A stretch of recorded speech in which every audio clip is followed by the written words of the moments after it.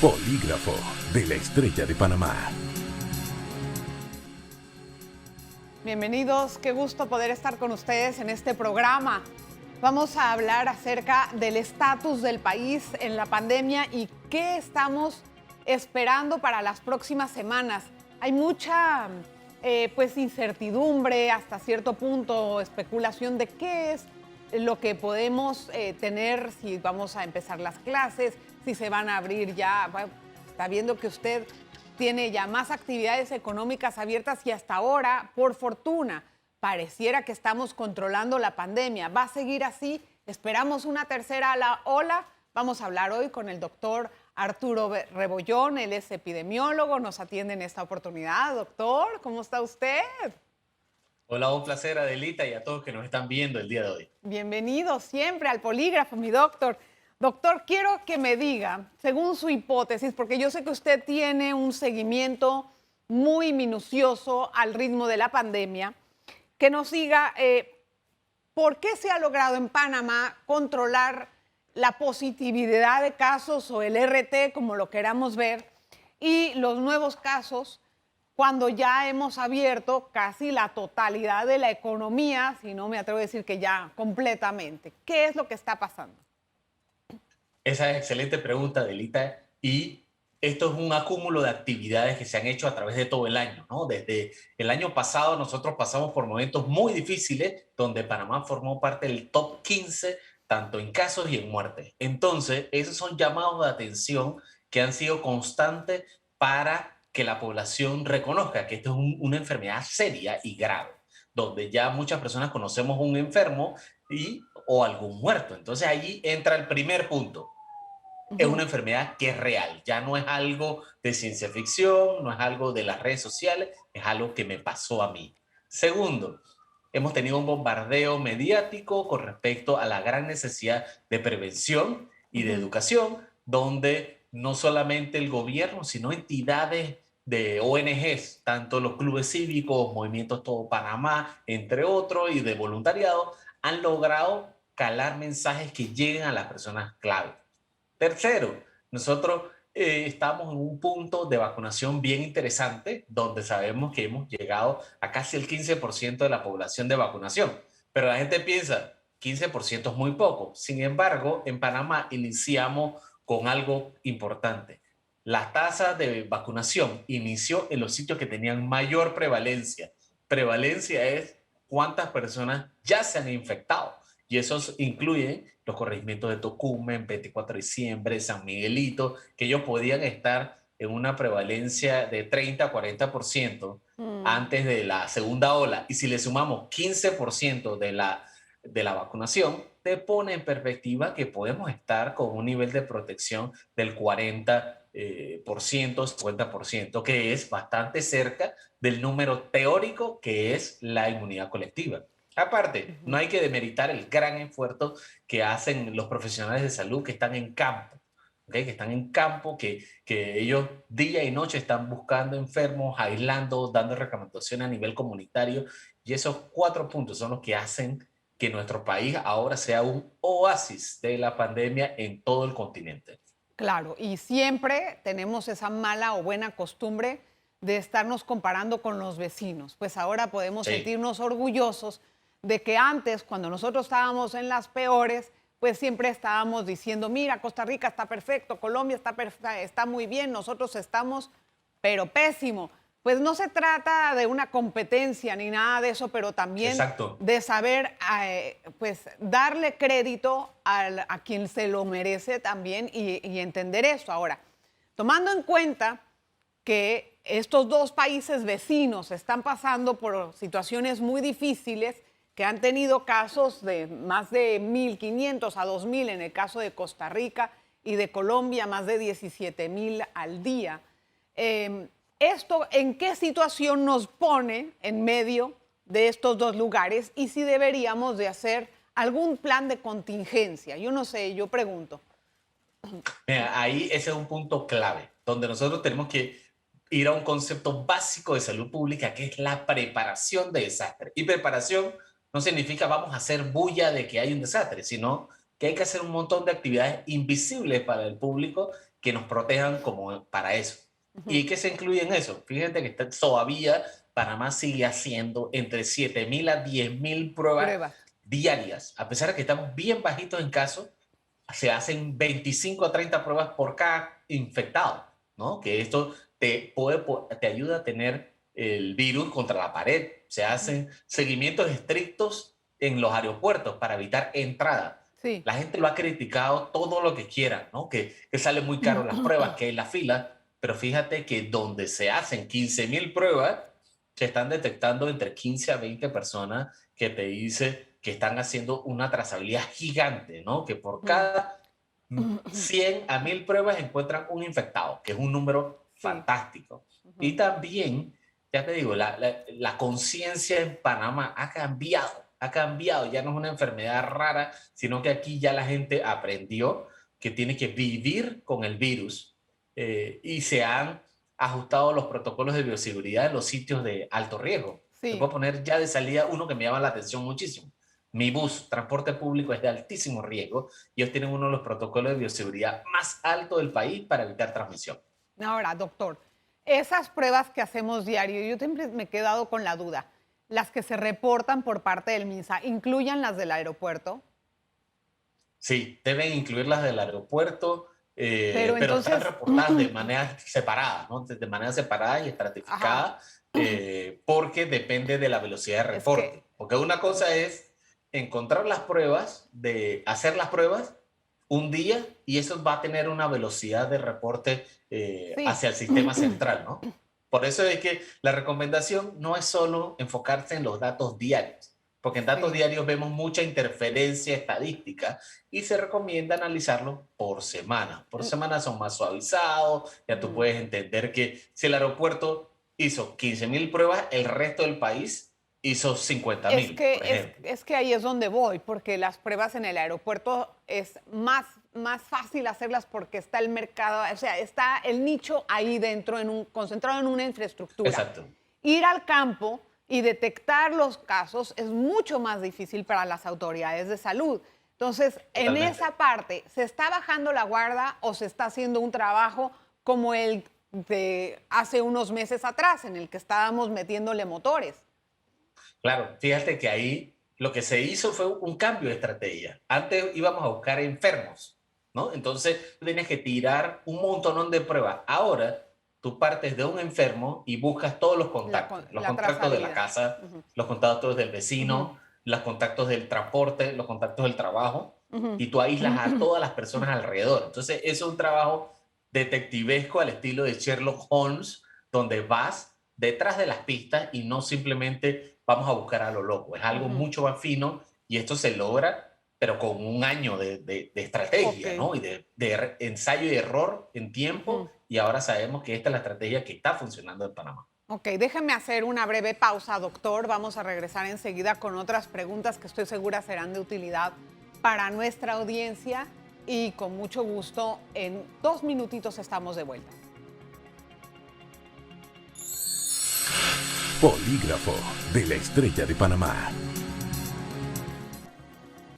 Cuando todos los países están, bueno, no todos, pero cuando algunos países están en este momento imponiendo medidas de restricción, en Panamá se están abriendo. Definitivamente que en el COVID está todo por descubrir. Hoy hablamos con el epidemiólogo Arturo Rebollón. Doctor, tengo una duda, a ver, todavía no hacemos otro paso que es el ingreso a clases semipresenciales, que se ha anunciado para el 31 de mayo. Y también las universidades tienen que empezar con este proceso. ¿Qué va a pasar y si esto o cualquier otra actividad, si ustedes los estudiosos están esperando una tercera ola o qué esperan? Esa es excelente pregunta y yo creo que el público está bien interesado en conocer esto, porque tenemos que entender la base sobre la que hay que trabajar. Primero, sabemos por estudios en todos lados, ¿no? En Inglaterra, en Nueva York, en Colombia, en Brasil, que los casos en las escuelas no van de la escuela a la comunidad, es al revés, responden del número de casos que tenemos y ellos si suben, esos pueden entrar a las escuelas. Sin embargo, hay que destacar algo. ¿Por qué lo detectamos en la escuela? Porque las escuelas tienen unos protocolos altísimos de bioseguridad, detección de temperatura, ventilación, pruebas Claro. aleatorias, y ahí es donde encuentras el infectado. Donde se hacen los estudios, se encuentra que la gran mayoría de esos niños infectados no se infectaron en la escuela, se infectan en su casa y van a la escuela, y muy pocos casos ocurren en lo que se llaman los clústeres o conglomerados en las escuelas, que eso es lo que muestra la evidencia. Ujú.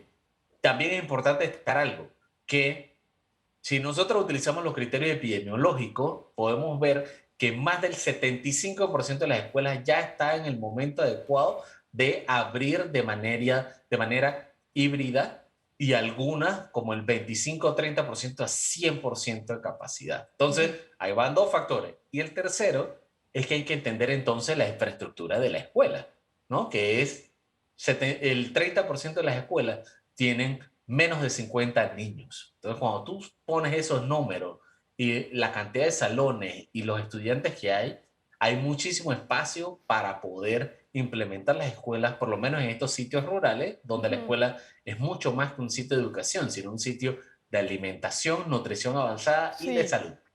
Pero entonces esperamos una tercera ola, no por la escuela o no, quisiera yo separar ese tema porque no quiero confundir a la audiencia, sino entender, los epidemiólogos ven que va a venir esto o como estamos haciendo la tarea hasta ahora nos va a funcionar con todo y todas las cosas abiertas. Esa es la pregunta del millón. La tercera ola siempre está en un escenario en papel, ¿no? Un escenario en teórico donde tú tienes que prepararte, primero para detectarla, segundo para manejarla, y tercero cómo disminuir el impacto en salud, economía, educación, cultura, ¿no? Entonces, ese es un escenario teórico que siempre va a estar en la mesa, y es lo que hablamos hace un rato. Hay que estar preparado, ¿no? Preparado para Ujú. evitar crisis y esto. Ya Panamá ha tenido dos olas muy fuertes, que ha aprendido mucho con respecto al manejo, y hay que evitarlo. Entonces, la respuesta ahorita mismo a eso, conscientemente, es que los datos no muestran aceleración en estos momentos hacia una tercera ola. No hay Ok. aceleración en estos momentos que lo diga. Ahora, también hay que tomar en cuenta, volviendo al tema, porque es que es lógico porque se están mezclando Claro, pues muchas otras actividades, se abrieron también ahora para pues ir a tomar un barcito con una musiquita, la gente sabe que el panameño no se queda sentado, la gente le gusta estar claro. bailando. Bueno, pero tenemos un mes de aquí al 31 de mayo, que supuestamente es el llamado a clases, para continuar con la vacunación.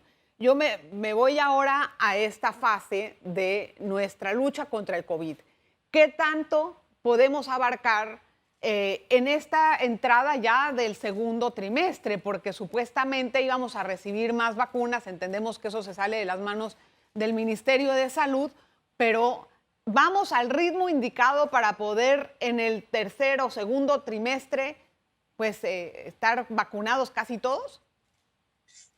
Mira, esa es excelente pregunta. Fíjate que ahí voy a citar es a la ministra, ¿no? A la ministra de Relaciones Exteriores, Ujú. donde ella en su plan destacó algo. El plan no es simétrico, no es lineal, que todo el mundo ya de una vez saca la regla de tres, Ujú. que no soy muy fanático, que sacan 70,000 vacunas, bueno, eso me duran 7 días, así que voy a poner 10,000 por día. No. Y ya, y se quedan con eso y multiplican eso y sacan unos cálculos que Panamá termina en 2 años y medio.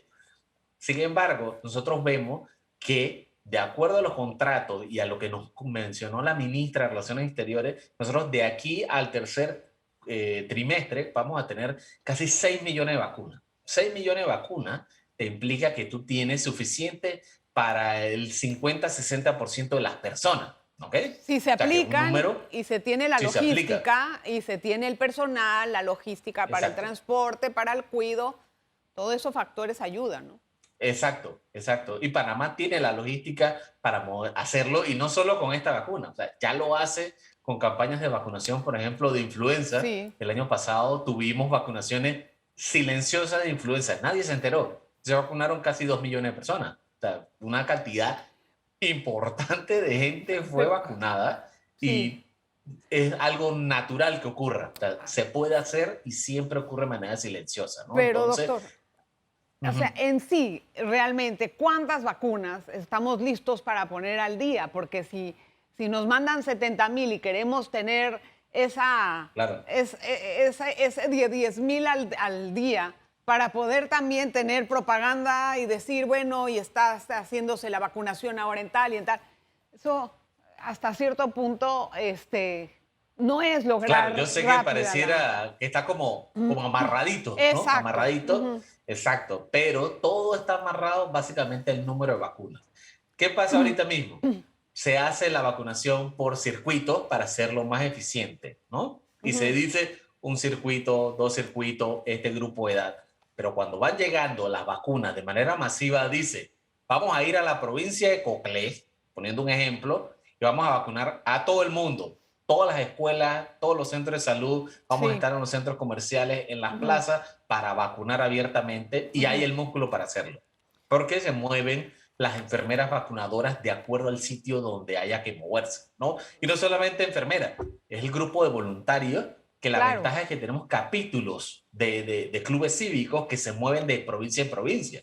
Entonces ahí es la ventaja de tener estas redes de Sí. apoyo que donde se muevan, se moverían montones de personas para vacunar y ya hay redes de voluntarios locales Ok, que ahora. harían que esto sea posible, ¿no? Y aparte, llegaría un punto donde tendría que entrar la empresa privada a prestar infraestructura, Ujú. ¿no? No solamente puede ser la escuela porque ya va a empezar las clases, pero si tú tienes galeras, gimnasios, negocios, Sí, bueno. espacios locales vacíos Hasta en en la centros calle se comerciales, en puede plazas. poner una carpa, eso no Exactamente, es problema. Doctor, explícame una exacto. cosa. ¿Usted se atreve a dar pues una proyección? ¿A qué mes ya podríamos tener más o menos a la población 70% vacunada, al menos de una?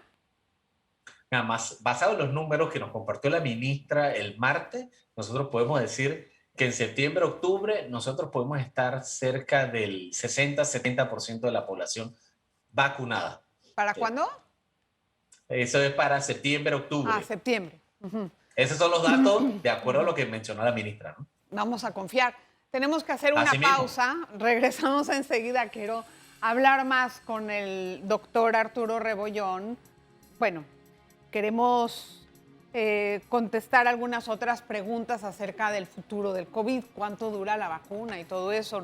No lo sabemos, qué es lo que nos espera después en nuestra cita de salud, así como hacemos con la influenza. Esto va a ser lo mismo y la relajación de las medidas. Vamos a hablar de todo eso al regresar. Polígrafo de la Estrella de Panamá. Bueno, nuestro último bloque vamos a tratar de pues, el esclarecer algunos mitos y saber qué sigue más adelante. ¿Cuáles son los riesgos a los que nos estamos enfrentando? Y también en la labor de las autoridades. ¿Están haciendo su trabajo bien o están alarmando a la población? Doctor, aprovecho con esta primera pregunta.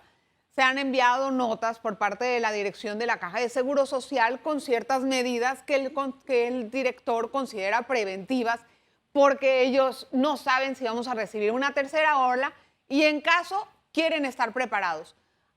¿Usted qué opina de esto? Mira, esas notas usualmente son de uso interno, ¿no? Son de uso Sí, interno aquí ya donde dan nada es de uso instrucciones. interno. Sí, ya me di cuenta, ¿no? Yo creo que el día que la mandaron, nosotros la Ese día recibimos por salió. WhatsApp ese mismo día, ¿no? Entonces, esa nota hay que ponerle contexto, de uso interno para profesionales de la salud. Por eso tiene un tono un poco más fino, Técnico. más firme, ¿no? Sin embargo, vamos a poner una analogía de esto. Un 15 años de tu hija. Tú no llegas ese día al 15 años de que tenemos fiesta. No.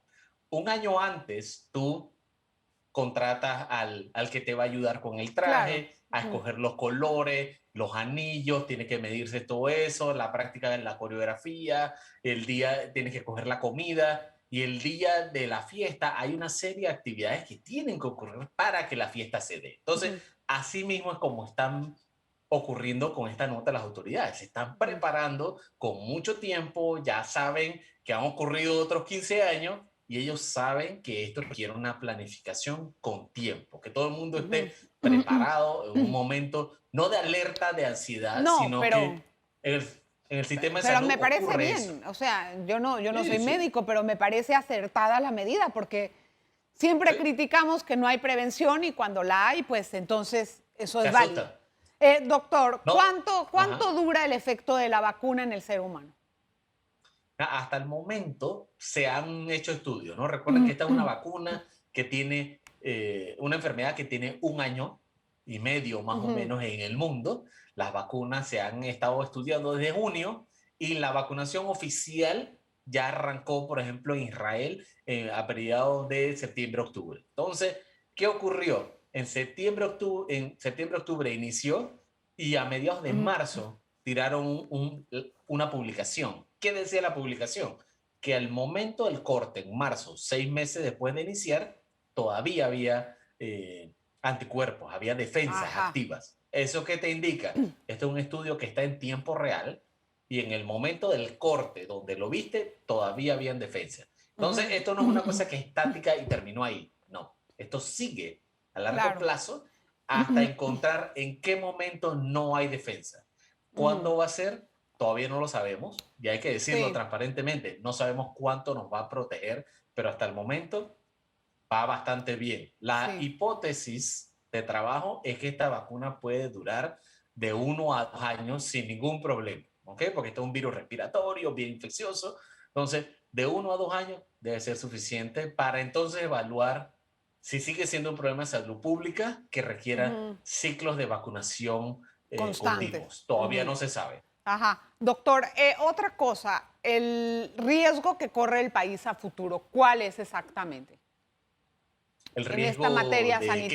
En esta materia sanitaria, de que se nos vaya a descontrolar. ¿Qué factores son los que pueden causar esto?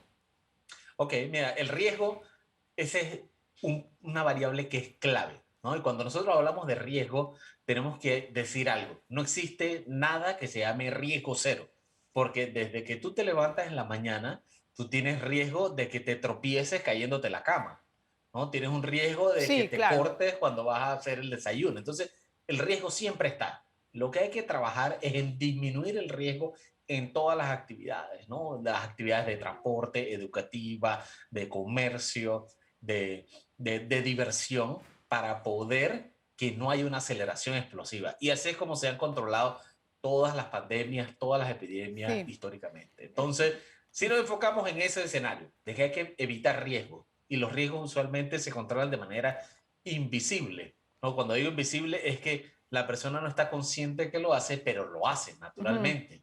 Ejemplo de eso es cuando manejas, Sí. tú solo manejas cuando está la luz verde, ¿no? En teoría. Solo cuando está la luz verde y cuando está la luz roja te dice que pare. ¿Por qué? Porque si cruzas con la luz roja hay un riesgo de que te choquen. Entonces, Claro. así mismo hay que mantenerlo con estas cosas, ¿no? Tenemos que mantener el riesgo a lo más bajo Ujú. posible porque el riesgo siempre va a estar. Ahora, Siempre. otra pregunta, doctor. ¿Qué mitos del principio de la pandemia ahora han cambiado y ya no son necesarios? Mira, lo primero, hay que decirlo, que la gente decía, el coronavirus es igual de infeccioso que la influenza. Mito, ya mostró ser más infeccioso, que causa más enfermedad Ah, grave, causa más ujú. muerte y los que se Sí, infectan también tienen complicaciones a largo plazo. ¿No? ajá. Ese es un mito, de que Ujú. el virus era chicha de piña, como dicen aquí en Panamá. Segundo, el virus se transmite por vía aérea, ¿no? En Sí, vía aérea por microgotas y es por eso que se utilizan la estrategia de las cuatro mascarilla. m Ujú. ahora. Mascarillas, lavado de manos, mantener la distancia y mantener espacios abiertos, Sí, ¿no? Que esa es la clave de la ventilación. bueno. También otros mitos, que el virus se transmite por superficie. Sabemos que el virus, el 90% de las infecciones ocurre principalmente por vía aérea. O sea que la Y por superficie ya superficie, no. Estar tocando los no, productos tampoco. Ok, no, doctor, porque eso se limpia con lavado de manos, ya se quita el riesgo. doctor, las variables del virus que hemos tenido en el país, que ya son pues muy cuantiosas, por así decirlo, ya tenemos de varios lugares. ¿Esto qué efecto ha causado? O sea, me llama la atención por qué eso no ha provocado, y con buena lid, me alegro, pero por qué eso no ha descontrolado los casos. científicamente qué pasa. Ahí es donde entra la parte de la cantidad de casos que tú tienes en la comunidad, que estuvimos hablando con la escuela. Si tú tienes, por ejemplo, vamos a poner un ejemplo real, Colón, ¿no? Colón, y voy a usar Colón porque las playas estaban llenísimas, ¿no? Sí. Colón está con un nivel muy bajo de casos por semana, hospitalizaciones muy bajas y muertes muy bajas. O sea que había poca Y probabilidad la de que gente tú no puedas se tener un cuida infectado. tanto ahí, dicho sea de paso. No, exacto. Y Colón tiene otra cosa, como es un pueblo costero, hay muchísima brisa, lo que disminuye también la cantidad de carga viral que hay en el aire, ¿no? En los espacios cerrados. Entonces, si tú tienes estos dos factores, aunque hayan aglomeraciones masivas, la probabilidad sigue siendo baja. Y aglomeraciones masivas en espacios abiertos. Entonces, Colón tiene esta ventaja, que todo es abierto, tiene costas gigantes de Sí. playa y la gente prefiere ir a las playas. ¿Y por Entonces, qué? por eso es que no hay aceleración. Pero en Panamá esto, por qué ha cambiado? O sea, ¿por qué se comporta igual en Panamá con tantas? Tenemos la británica, tenemos la sudafricana, tenemos la brasileña, y esas son cepas de gran contagio. ¿Qué dicen los Claro, estudiosos de eso?